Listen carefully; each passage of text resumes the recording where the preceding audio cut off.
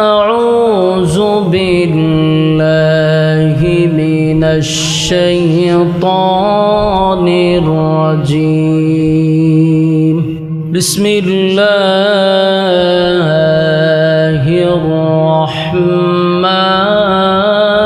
الرحيم. والضحى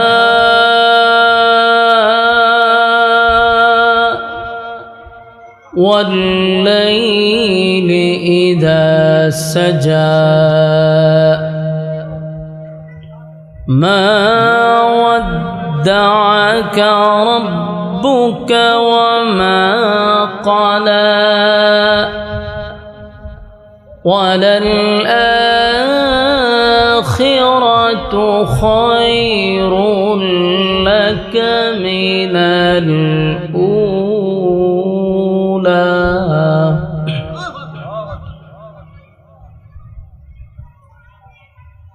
والضحى والليل إذا سجى ما ودعك ربك وما قلى وللآخرة خير لك من الأولى ولسوف يعطيك ربك فترضى. والضحى والليل إذا سجى ما ودعك ربك وما قلى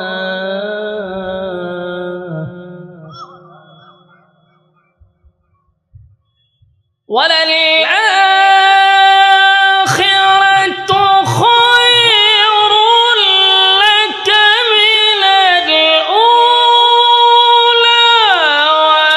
ولسوف يعطيك ربك فترضى.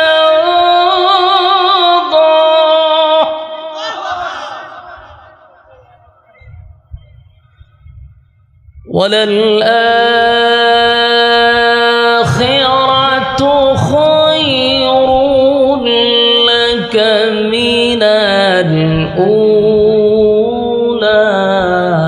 ولسوف يعطيك ربك فترضى.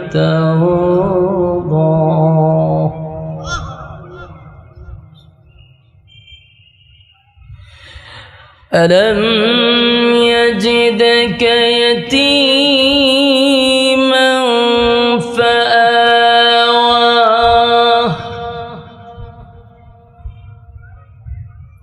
ووجدك ضالا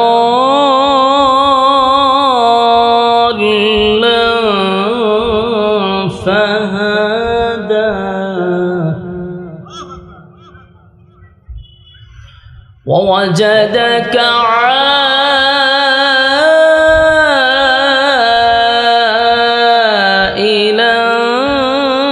فأغنى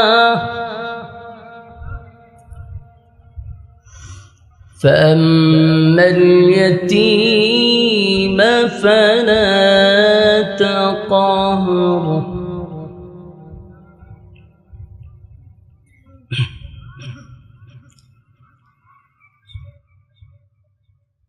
وللآخرة خير لك من الأولى ولسوف يعطيك ربك فترضى.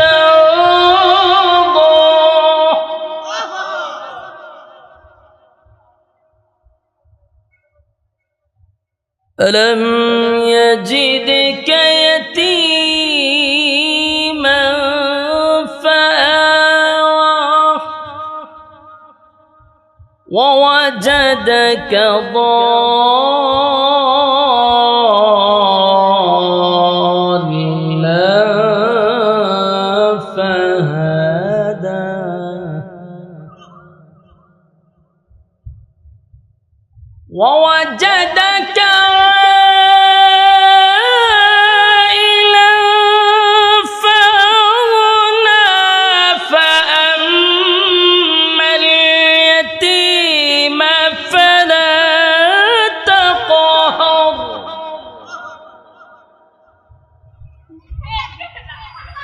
وأما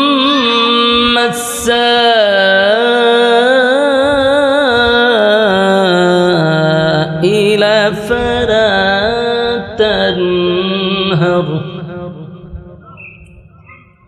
وأما بنعمة ربك فحدث صدق الله العظيم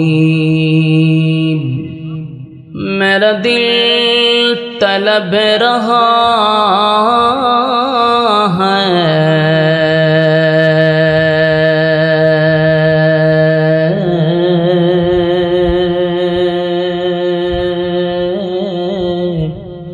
میرے جلنے رہا ہے سینہ اے دوا وہی ملیں گے مجھ لے چلو مدینہ بلغ العلا بکمالہ پڑھیں بلغ العلا بکمالہ کشف الدجی بجمالہ حسنت جمیع خصالہ صلو مدینہ مدینہ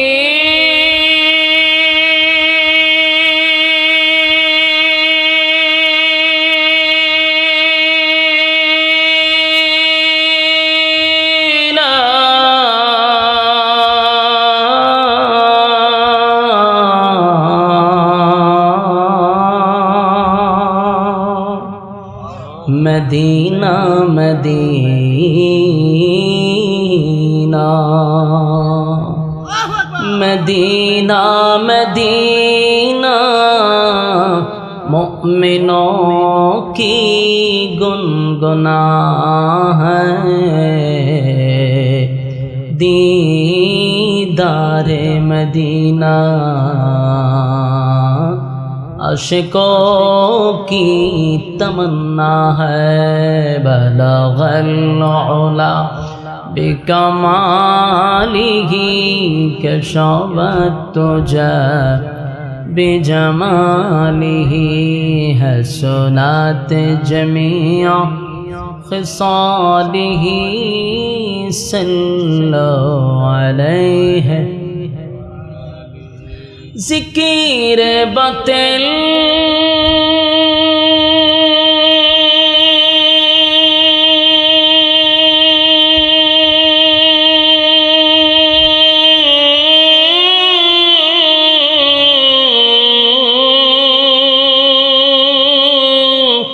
کو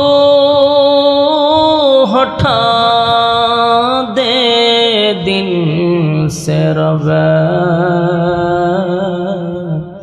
ذکر میں تیرے لگا دے روز شب لا الہ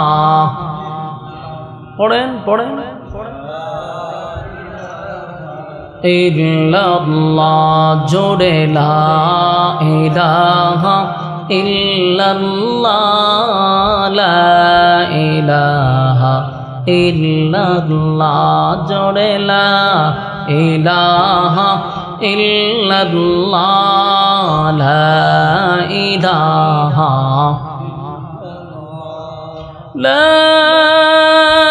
الہ الا اللہ محمد رسول اللہ রাজশাহীর মানুষ ইসলাম প্রিয় মানুষ আপনাদের এখানকার পরিবেশ মানুষের আচার ব্যবহার আমার খুব ভালো লাগছে আমি পুরা রাজশাহী ঘুরে ঘুরে দেখছি তারপরে আসছি আপনাদের আচরণ কথাবার্তা খুবই ভালো সরল সহজ মানুষের মতো আল্লাহ আপনাদের দুনিয়া আখিরাতের সম্মান দান করুক আমিন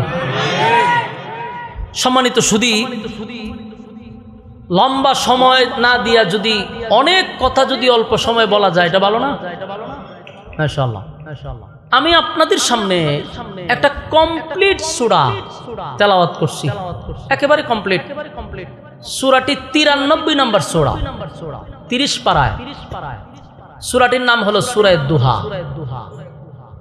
এই সূরাটি মক্কাতুল মুকাররমায় নাজিল হয়েছে। তো এই সূরাটা কেন নাজিল হলো, কেন নাজিল হলো, নাজিলের কারণটা আমাদের আগে জানা দরকার, যেটাকে তাফসীরের ভাষায় বলে শানে নুজুল, নাজিলের কারণ। এরপরে ধারাবাহিক আমরা সূরার ভিতরে ঢুকবো, যতটুক পারা যায় তাফসীরের হাইসিয়তে কথা বলবো ইনশাআল্লাহ। যেহেতু আপনাদের মাহফিলটা হলো তাফসীরুল কোরআন মাহফিল, গিচ্ছা কাহিনী বানোয়াট কাল্পনিক গল্প আমরা যেন না বলি, ঠিক না? এই বানোয়াট কাল্পনিক গল্প শুনে কোনো ফায়দা আছে? শুনতে পারবেন, মজা লাগবে, কিন্তু কোনো ফায়দা নাই। এজন্য কোরআন থেকে কথা শুনবেন, প্রতিটা অক্ষরে 10টা করে নেকি আল্লাহ আমলনামায় দিবে। তাহলে একটা বক্তা যদি সত্যিকারের তাফসীর করে তাহলে কতগুলো আয়াত বলবে, প্রতিটা অক্ষরে যদি 10টা করে নেকি আপনার আমলনামায় ঢুকে, তাহলে এক সূরার ভিতরে কতটা আয়াত, তারপরে কতগুলো অক্ষর, হিসাব করেন। এই জন্য কথাগুলি দিলের কান লাগায় শ্রবণ করেন। রাস্তাঘাটে যারা আছেন, আমি তাদের কাছে একটা কথা বলি, শুনেন। আগামী কাল পর্যন্ত যদি আমরা বেঁচে থাকি, আজরাইল যদি আমাদের জান কবজ না করে বেঁচে থাকি, বলুন গল্প করার সুযোগ আছে না নাই? আড্ডা মারার সুযোগ আছে না নাই? কিন্তু আগামী কালকে বেঁচে থাকলেও এই মাহফিলটাতে বসার সুযোগ আছে নাই? আমিও হবিগঞ্জ থেকে কালকে আসবো না। এই জন্য বুদ্ধিমান ওই ব্যক্তি আজকে সমস্ত কাজকর্ম বাদ দিয়া ফ্যান্ডেলে বসে যাওয়া। আল্লাহ কবুল করুক। সূরা দুহা কেন নাজিল হলো, আসুন আমরা এটা শুরুর থেকে কথাগুলি শুনি। খুব ভালো লাগবে, মজা পাবেন যদি পুরাটা আলোচনা শুনতে পারেন। রাসূল আরবি সাল্লাল্লাহু আলাইহি ওয়াসাল্লাম, ওনার জীবনীটা হলো 63 বছর। 63 বছরটাকে 3টা ভাগে ভাগ করা হয়। এর প্রথম অধ্যায়, দ্বিতীয় অধ্যায়, তৃতীয় অধ্যায়। প্রথম অধ্যায় 40 বছর, এটার কর্মসূচি একরকম। দ্বিতীয় অধ্যায় 13 বছর মাক্কি জিন্দেগি, এটার কর্মসূচি আরেক রকম। তৃতীয় অধ্যায় 10 বছর মাদানী জিন্দেগি, এটার কর্মসূচি আরেক রকম। বলুন 3 কর্মসূচি কি এক না ভিন্ন ভিন্ন? হ্যাঁ, মাথায় রাখবেন। 40 বছরের কর্মসূচি যেটা, এখানে আদেশও নাই, নিষেধও নাই, নীরব ভূমিকা পালন করছেন 40 বছর। আদেশও নাই, নিষেধও নাই, শত্রুও নাই। শত্রু কখন হয়? যখন আপনি আদেশ করবেন, নিষেধ করবেন, মন্দ কাজে নিষেধ করবেন, ভালো কাজে আদেশ করবেন, শত্রু দাঁড়ায় যাবে। তাই 40 বছরের জীবন ইতিহাস ঘেটে দেখেন, কোন শত্রু রাসূলের ছিল না। কেন ছিল না? আদেশ নাই, নিষেধ নাই, শত্রু নাই। তো 40 বছর কেন আল্লাহ লম্বা একটা টাইম রাসূলকে নীরব রাখলেন? বলে এটা ছিল নবীজির নবুয়তের দলিল। বলো নবীজির নবুয়তের দলিল। নীরব থেকে দলিল হলো কিভাবে? বলে 40 বছর হওয়ার পরে যে রাসূল নবী দাবি করবে, রাসূল দাবি করবে, তখন মক্কার মানুষ বলবে আপনি নবী হইলেন কিভাবে? এই প্রশ্ন যে তারা করবে এটা আল্লাহ জানেনি, কথা হয় না। এই জন্য আল্লাহ বলছেন 40 বছর আপনারা নীরব রাখলাম। এই 40 বছরই বলে দেয় উনি নবী হওয়ার যোগ্য। 40 বছরই বলে দেয় উনি নবী হওয়ার যোগ্য। তো মাঝে মধ্যে রাসূল একা থাকতেন, মানে একা থাকতে পছন্দ করতেন, খুব একা থাকতেন, মানুষের কাছ থেকে দূরে থাকতেন। আপনিও মাঝে মধ্যে, আমিও একটু একা থাকবেন, দেখবেন আল্লাহর কথা বেশি স্মরণ হবে, ইবাদত বন্দেগী করতে ভালো লাগবে। মানুষের কাছ থেকে একটু দূরে থাকবেন, একা থাকবেন মাঝে মধ্যে, এটা নবীর সুন্নাহ। রাসূল আরবি সাল্লাল্লাহু আলাইহি সাল্লাম একটা সময় হেরা পর্বতে গিয়া একটা গুহার ভিতরে উনি ধ্যানমগ্ন অবস্থায় চুপ করে বসে থাকতেন। যারা হজ উমরা করছেন এরা তো দেখছেনই, হেরা পর্বতে অনেক উঁচা, আমি কয়েকবার উঠছি। তো এটা দেখলাম যে আমার মতো ইয়ং একটা ছেলে উঠতে আমার 7 লিটার পানি লাগছে। চিন্তা করেন, ওখানে রাসূল থেকে নীরবে বসে থাকতেন। তো দীর্ঘ সময় উনি ধ্যানমগ্ন অবস্থায় বসা।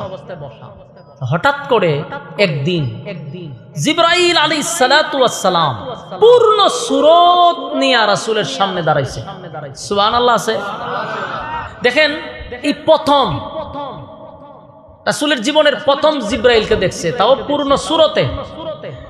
মনে রাখবেন রাসূল জিব্রাইলকে দুইবার দেখছে পূর্ণ সূরতে। কয়বার? একবার হেরা পর্বতে আর একবার সিদরাতুল মুনতাহা, দুইবার পূর্ণ সূরতে দেখছে। এখন আসুন জিব্রাইল কত বড়, সুবহানাল্লাহ। একটা এক্সাম্পল দিলে বুঝতে পারবেন জিব্রাইল কত বড়।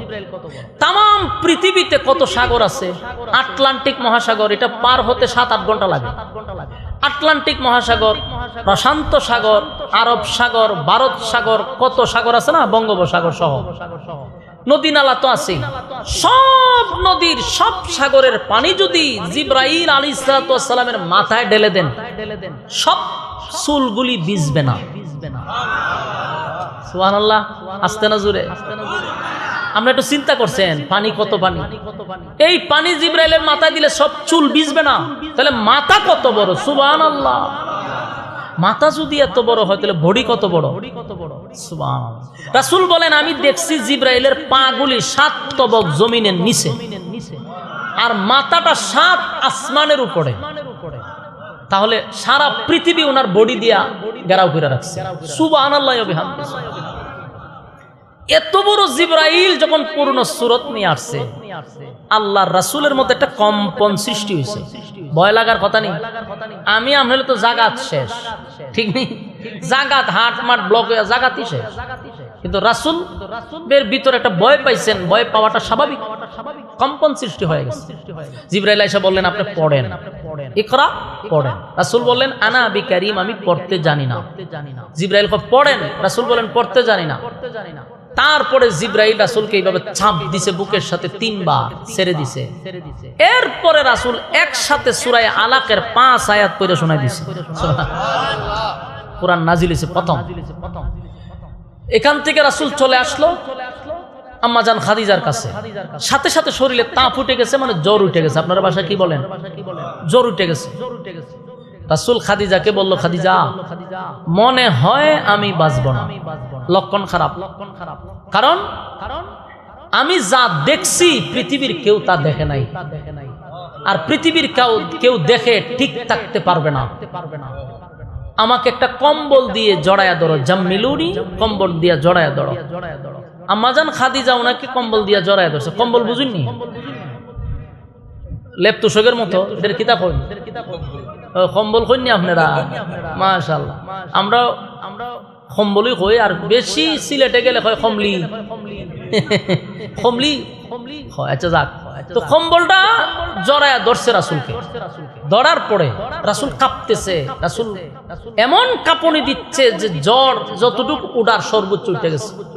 আম্মাজান খাদিজা জড়ায়া ধরছেন, রাসূল এক কথাই বলতেছেন মনে হয় আমি বাঁচব না।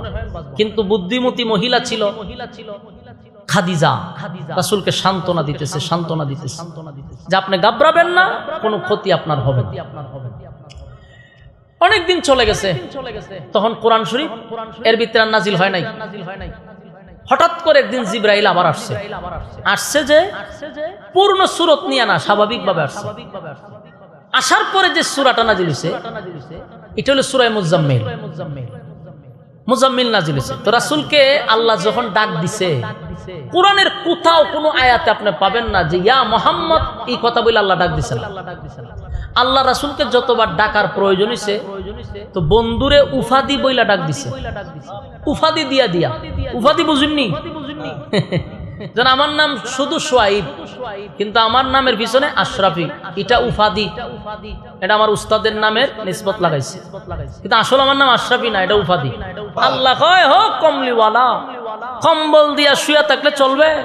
এইভাবে যদি শুয়া থাকেন তাহলে আপনারা যে কাজের জন্য পাঠাইছি এটা তো সাকসেস হবে না। আপনারা একটা মিশন নিয়ে পাঠাইছি, এটা সাকসেস করতে হবে। উড়েন আর ঘুমাই থাকেন না, উড়েন। তো উনারে উড়াইছে। কি বলছে খুব মনোযোগ দিয়ে শুনেন। আল্লাহ বলেন, ইয়া আইয়ুহাল মুজাম্মিল, এ কম্বলওয়ালা, কুমিল লাইলা ইল্লা কালিলা। আল্লাহ রাব্বুল আলামিন বলেন, হে কমলিওয়ালা, উঠুন আর কত ঘুমাবেন? এইভাবে শুয়ে থাকলে কিন্তু কাজ হবে না।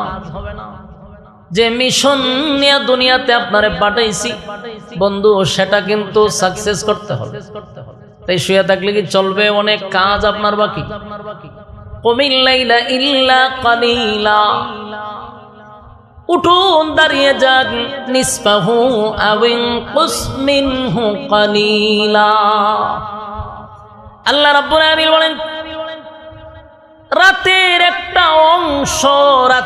একটা অংশ আপনি আমার জন্য দাঁড়িয়ে যান কিয়ামুল লাইল, যেটাকে আমরা তাহাজ্জুদের নামাজ বলি। আপনি তাহাজ্জুদের নামাজে দাঁড়িয়ে যান, দাঁড়াইয়া ওয়ারাত্তিলিল কুরআনা তারতিলা, দাঁড়াইয়া তারতিলের সাথে তেলাওয়াত করেন। বলল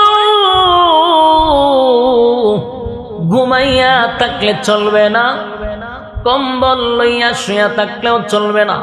বন্ধু, আপনারে পাঠাইছি, বিশাল একটা কাজ দিয়া পাঠাইছি গো বন্ধু। দাঁড়িয়ে যান রাতের একটা অংশে,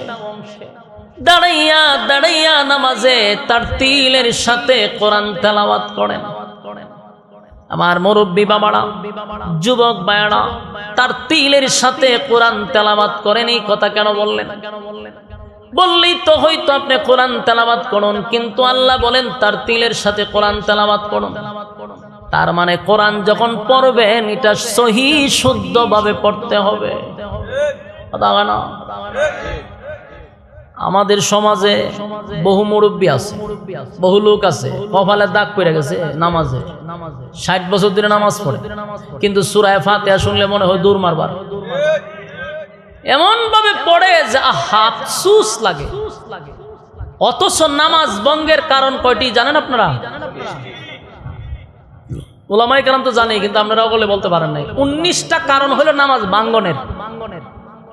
তো এর মধ্যে নাম্বার 1 যেটা নামাজ ভাঙ্গে, এটা হলো নামাজে অশুদ্ধ পড়া। বলো নামাজে কি পড়া?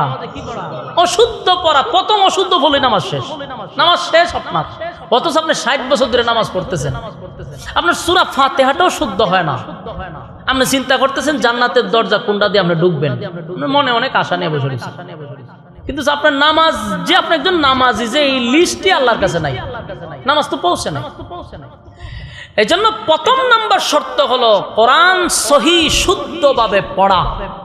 কমপক্ষে 60টা সূরা আপনাকে সহি শুদ্ধভাবে পড়তেই হবে, বাধ্যতামূলক। নামাজ তো হবে না। এরপরে নামাজের ওয়াজিব আছে 14টি। বলো নামাজের ওয়াজিব কয়টা? এখানে অনেক মুরব্বীদেরকে যদি বলি, যুবকদেরকে বলি যে ওয়াজিব 14টি কি বলেন, একজনও কইতে পারতো না। অথচ আমরা অনেক নামাজি আছি, প্রতি রাকাতে ওয়াজিব ভঙ্গ করি, ঠিক না? যেমন রুকুত থেকে সোজা হইয়া দাঁড়ানো, এক তাসবিহ পরিমাণ দাঁড়ানো, এটা ওয়াজিব। কথা হয় না? কিন্তু দেখবেন অনেক মুসল্লি, আপনাদের মসজিদও পাবেন, আমি তো নিজে দেখছি, রুকুতে এইভাবে যায়, সোজা হইবার আগেই সেজদার জায়গা, সোজা হয় না। বেচারা চিন্তা করে আমি তো সেজদার যাবই, তা সোজা হবো কেন? বাইপাসে চলে যাব। বাইপাসে মারে। এই যে আপনি বাইপাসে গেলেন, নামাজ তো শেষ, ওয়াজিব তো শেষ। সোজা হইয়া দাঁড়াতে হবে, সেজদার থেকে আবার বৈশা সোজা হতে হবে, এরপর আরেক সেজদা যাবেন। কিন্তু টুকুর টাক্কুর মারে কারেন্টের সাহায্যে। দুনিয়ার সব কাজ তার খুব আস্তে আস্তে হয়, কিন্তু নামাজে গেলে বোঝা যায় কারেন্টের সাহায্যে নামাজ পড়ে, এত দ্রুত নামাজ পড়ে। 4 রাকাত আমি দাঁড়াইছি এক মুসল্লির সাথে, আমি 2 রাকাত পড়তে উনি 4 রাকাত পড়ে লম্বা মোনাজাত দিয়ে বলছে, এত দ্রুত পড়ে। কথাগুলা কি মনোযোগ দিতেছে? মনোযোগ দিয়ে শুনে। এই যে আজকে একটা কথা শুনলেন যে রুকুর থেকে সোজা হইয়া দাঁড়াইতে হবে, এটা ওয়াজিব। আজকে যারাই শুনছেন এরা কি নেক্সট টাইমে আর এইভাবে নামাজ পড়বে? তাহলে একটা ওয়াজিব যে আপনি পালন করলেন, আমার ওয়াজিগানি আপনাদের জন্য ধন্য, এটাই সাকসেস। মনোযোগ দিয়ে শুনে। তো রাসূলকে আল্লাহ কি বলছে? তার তিলের সাথে কোরআন তেলাওয়াত করেন। তার মানে আল্লাহর রাসূলকে আল্লাহ বলতেছে আপনি সহি শুদ্ধভাবে তেলাওয়াত করেন। সুবহানাল্লাহ। তাহলে তেলাওয়াতের ক্ষেত্রে খুব গুরুত্ব। আল্লাহ রাব্বুল আলামিন বলেন, ইয়া আইয়ুব, দাঁড়িয়ে যা রাতের শেষ অংশে অথবা রাতের 3 ভাগের যে কোনো একটা সময় শেষের অংশে আপনি দাঁড়াইয়া তার তিলের সাথে কোরআন তেলাওয়াত করেন কিয়ামুল লাইল, তখন এটাকে আমরা তাহাজ্জুদের নামাজ বলি। আমার যুবক ভাইরা, একটা কথা স্মরণ রাখবেন, 5 ওয়াক্ত নামাজ পড়লে আপনি আল্লাহর ওলি হতে পারবেন না।